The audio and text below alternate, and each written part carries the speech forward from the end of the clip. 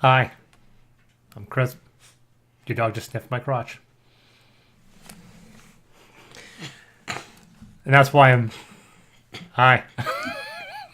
I'm Chris from Deus Ex Machina. And I'm with... Dave from Rampant Wolf Games, and we're here today to talk to you about Jesus.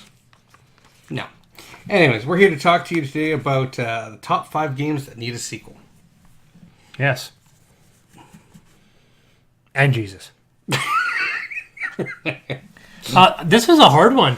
It was. It's as much as... It's not... Is it a game that needs an expansion or a game that needs a sequel? I kind of melded the two and say these are kind of point A to point B.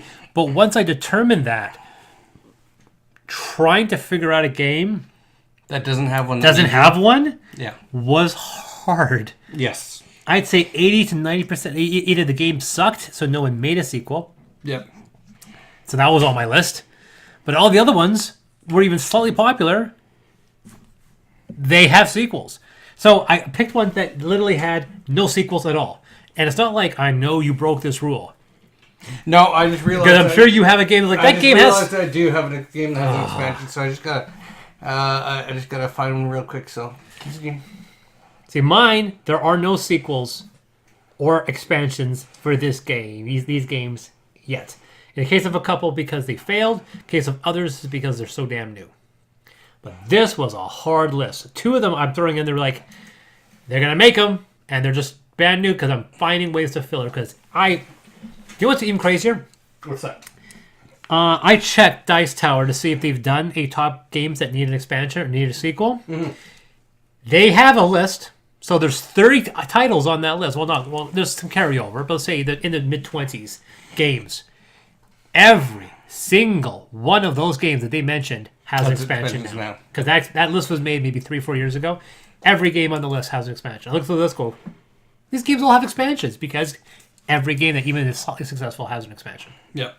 Most games pre-make their expansions. They do DLCs. Mm-hmm. They've pre-made it. It's amazing that you can get away with it in the board game. This type of concept, which is vilified in video games. We've ranted about that. Yeah. So these are games that do not have a sequel or expansion, but should have one. Yes. Paper wraps rock. It does nothing because it's rock. There's going to be a little bit of some. My number 4 is going to be divisive between us because you're going to be like, well, there is, but. Anyways, moving right along. So Okay, number 5 is First Martians. Yep. A game we will probably never see an expansion for First Martians. But you have DLC.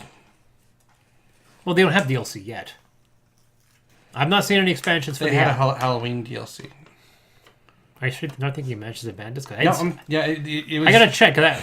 It was out very briefly. It was a Halloween themed episode, and you can't get it anymore. But they did have one.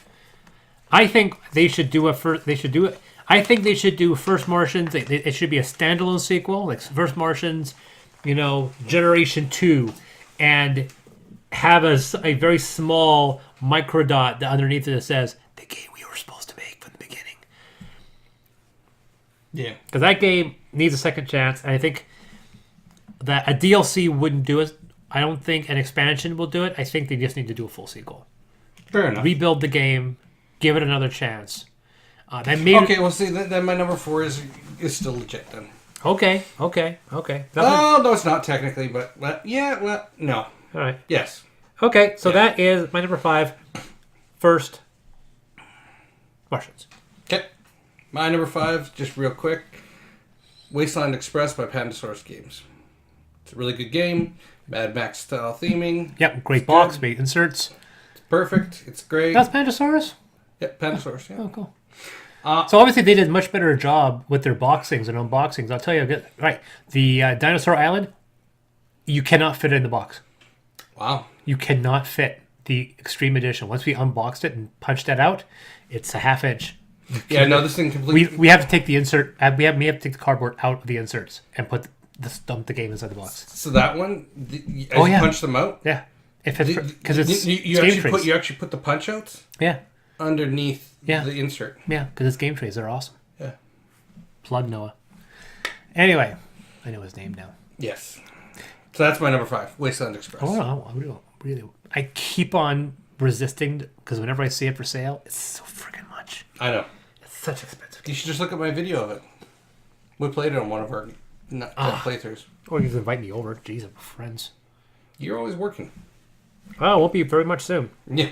My number 4 pick is Space Base. Yes. I can see it needing expansion. I don't see it needs an expansion. Sequel. Or even a sequel. I think this one's first March is a sequel. This one's definitely an expansion. I think that game probably really, I wouldn't say needs. It could do better with just a couple just new mechanics, like being able to operate other stations.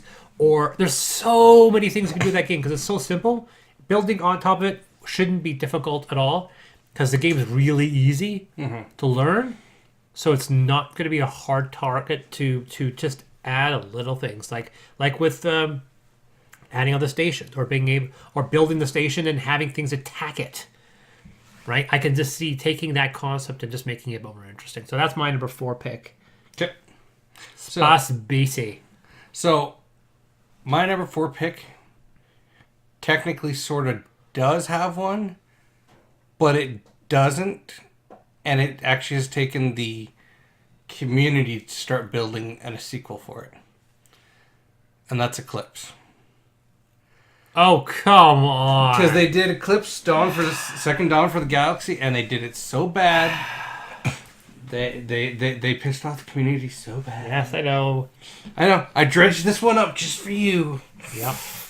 Eclipse. That's all the time I'm going to spend on that one. They're not worth it. I'm not going to waste time. Eclipse. He's just bitter. He's a bitter man. Yep, I'm bitter about that one. What's your number 3? Oh, no, I'm not getting away with this. Like, you... Nope, that's it. Okay. I'm going to drink my not alcoholic beverage. It's water. My number 3 pick is Star Trek 5-Year Mission. Really? Because my number 3 pick is Star Trek 5-Year Mission. Oh, booyah! Pow! Okay, let's do it.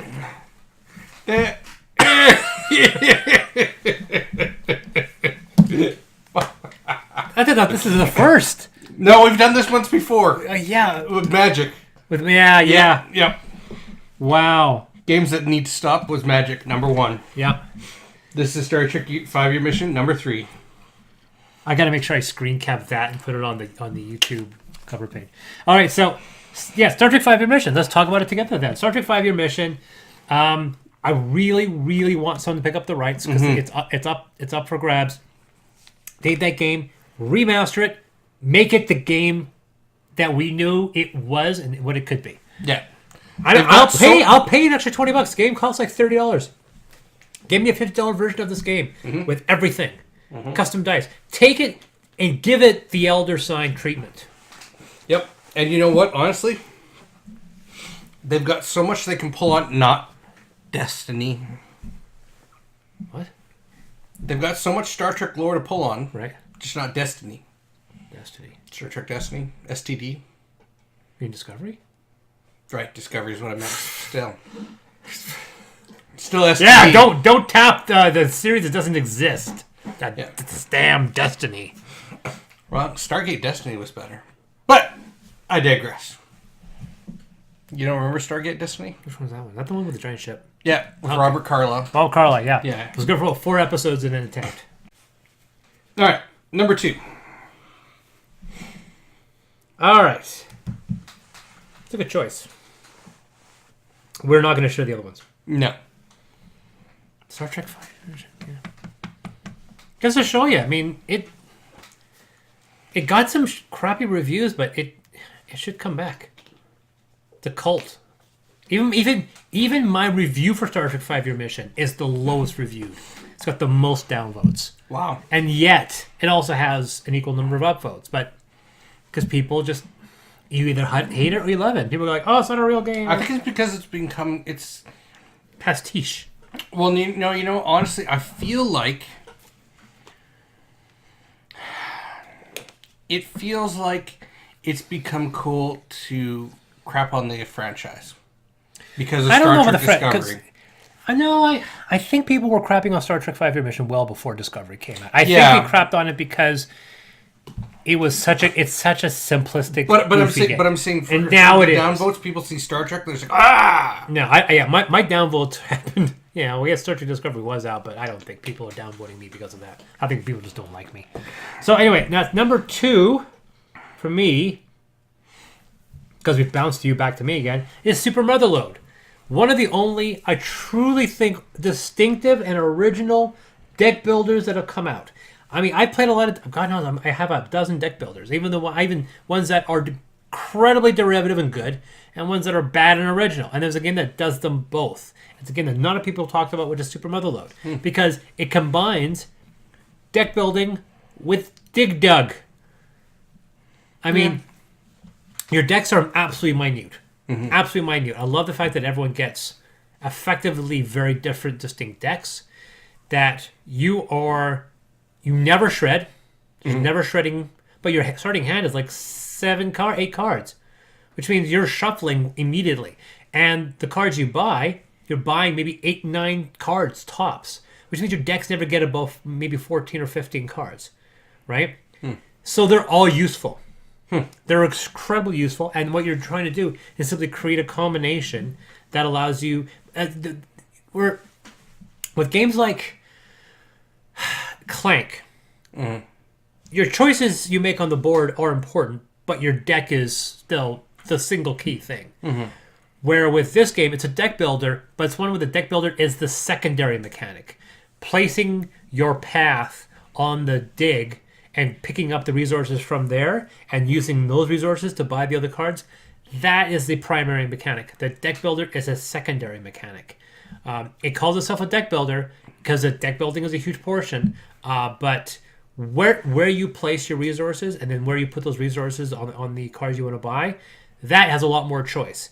It's one of the few deck builders where randomization is such a low key. I've never seen a deck builder where the random doesn't randomization seems to determine so many deck builders. Super Motherload, I've always felt that I've won the game based off of my choices and not the random draw of the cards. The cards you purchase are all unique. Nobody can pick up your cards. Your cards are always unique. You can only buy from your stacks. Everyone can only play from their stacks. No one can buy your cards, so you always have the exact same cards. I love that. I love the fact there's no random flop of 5. We aren't screwing each other over that way. Just we're making choices on the board and picking up resources. Right? I think it's a great game. I think an expansion, because there are 4 or 5. There's 5 dig maps, and you just go down as you go up. You move them up. You take the top one down. You keep on digging, and when you reach the bottom, the game's over. Easy expansion, new tiles with new things and new configurations. That's what expansion should be. Like here, you play the game enough, eventually you'll know exactly what every board is. I mean, we have 5 boards of double-sided. Who cares? Now let's throw some new rules, other alien artifacts, other rules here, some neat thing, some weird mystery. Even combine the idea with near and far and have narrative points down there as you dig, like above and below. World your oyster. It's a good idea. Okay. My number 2 is Galaxy Defenders. I really want them to put out more content for this game. That's a game with a lot of expansions. Yeah, it needs more. It needs Galaxy Defenders 2.0. Oh, you mean just like drop the game and reboot it? Well, I just, you had Men in Black. So this is Men in Black 2. Because basically, they had XCOM. That's what that one basically is. It's what XCOM should have been.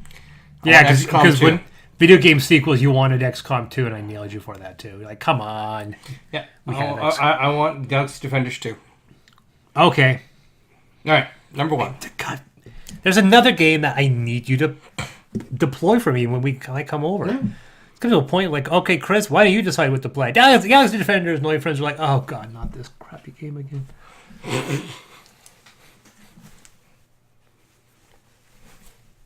What was that? Bang! That's a gun. Gun always wins. It was fire.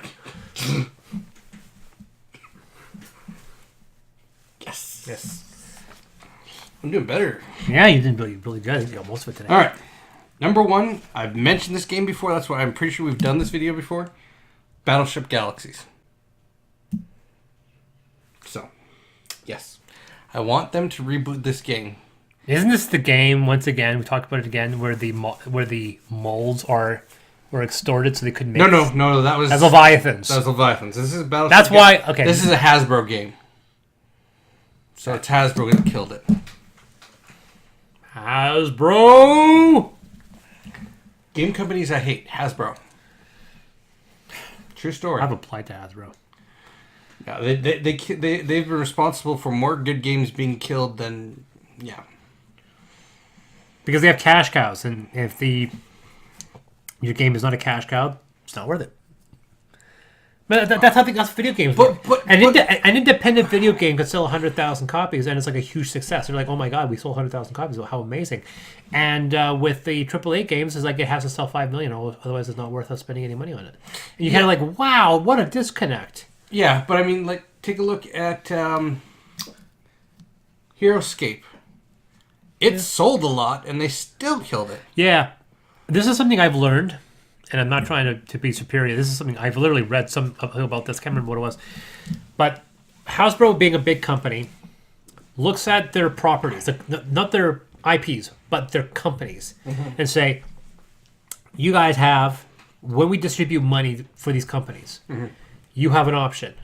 You have your A titles, that will get 90% of your budget. Then your B titles will get the rest.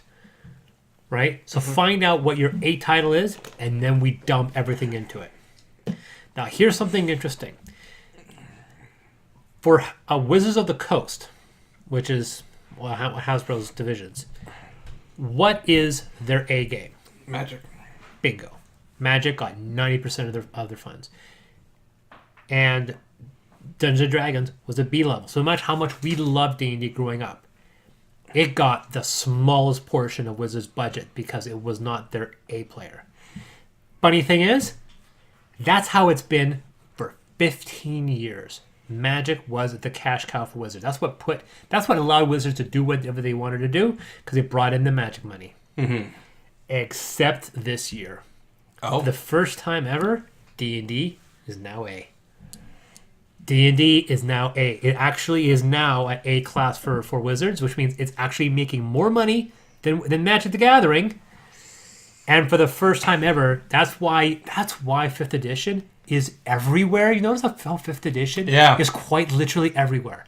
We've never seen a success like 5th edition D&D. We thought 3.0 and 3.5 was a huge success, and it was. It practically killed the role-playing third-party market because everyone went to D&D. Mm-hmm. That doesn't even come close to what 5th edition is. Once 5th edition got the sales numbers, Hasbro went, oh, and Magic started to underperform. Yeah. Boom! Suddenly they got 9% of the budget, and that's why you saw 5th edition D&D everywhere.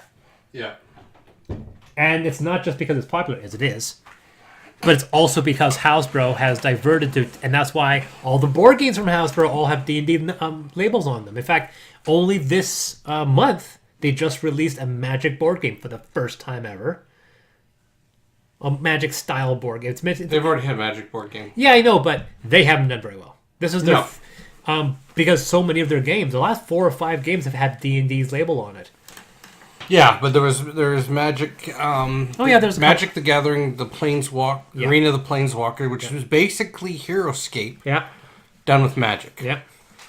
And they didn't. There was no backing behind it in intent. I have all there is to own for it. It's 3 core sets, and that's it. Yeah. But that's the reason why, in my opinion, why we're seeing D&D everywhere now, is because it sold enough, so it got to be A. Mm-hmm. And now we see it everywhere. And that's the reason probably why, it's because they looked at it and said, okay, 9% of the money goes to D&D, another 10 or 70% of the money goes to D&D, 30% goes to Magic. You don't have money for everything else. Don't start killing things, even if they're successful. Mm-hmm. Because we could be making most of the money. We could be making all the money. Yeah. And that's the reason why I think they killed your game. Yeah. And it's possible, too, the other one that's going to be heading towards... Well, isn't... what's the other one? Oh, no, I'm thinking White Wizard, not Wizards of the Coast. White Wizard Games does... Hero Quest and... Hero Realms. Hero Realms, Star Realms, Cthulhu... Not Cthulhu Realms. Cthulhu was somebody else. Taste Your Minstrel. Yeah. So yeah, they do Star Realms and Hero Realms, and everyone tells me Hero Realms is the better game, but I don't own it. It is pretty decent, yeah. It is. Yeah, I don't know. Star Realms just still kind of annoys me. So that was number one for you. number one for me. Is similar to Super Motherload, and I picked Steampunk Rally. Now, oddly enough, if I were to look at this list and go, and I saw all these sequel games, Yep. the funny thing is, I would flip this list completely around.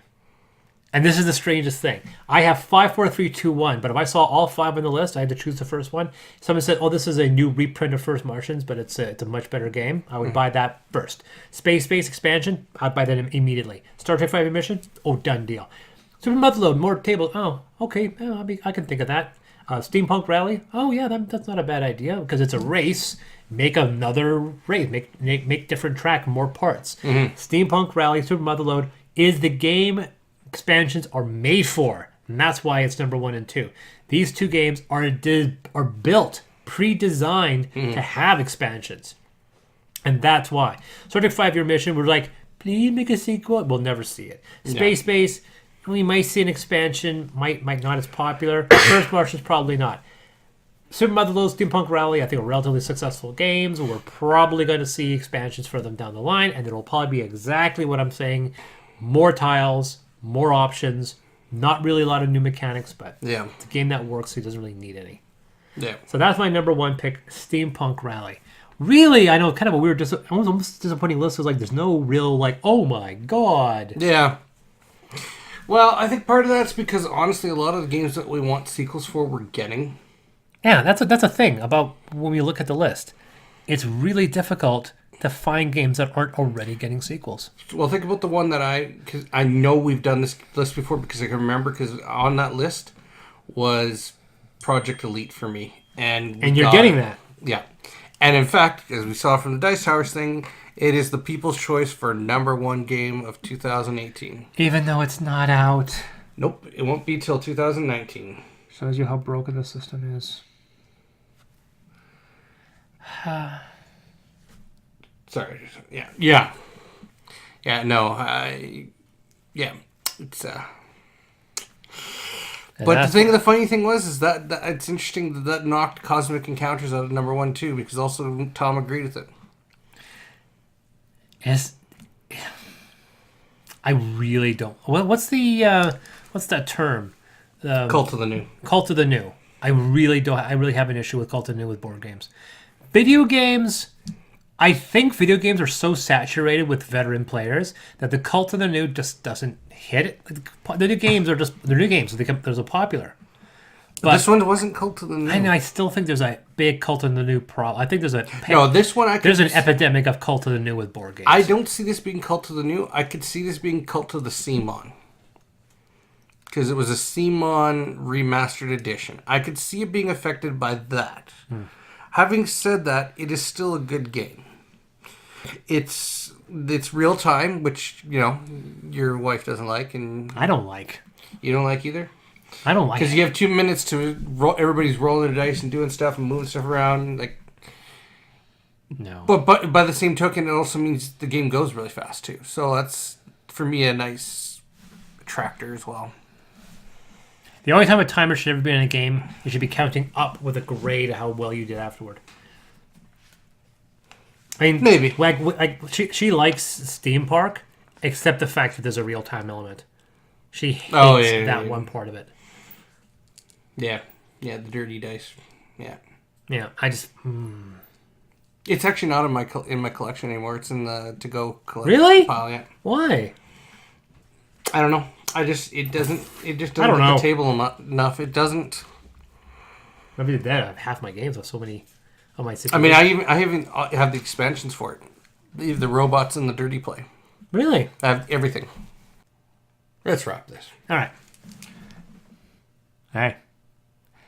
So this has been Chris from Deus Ex Machina, and I've been with Dave from Rampant Wolf Games. And remember, the rules are just a suggestion. Play the game how you want to play it. He got it right. I'll leave it at that.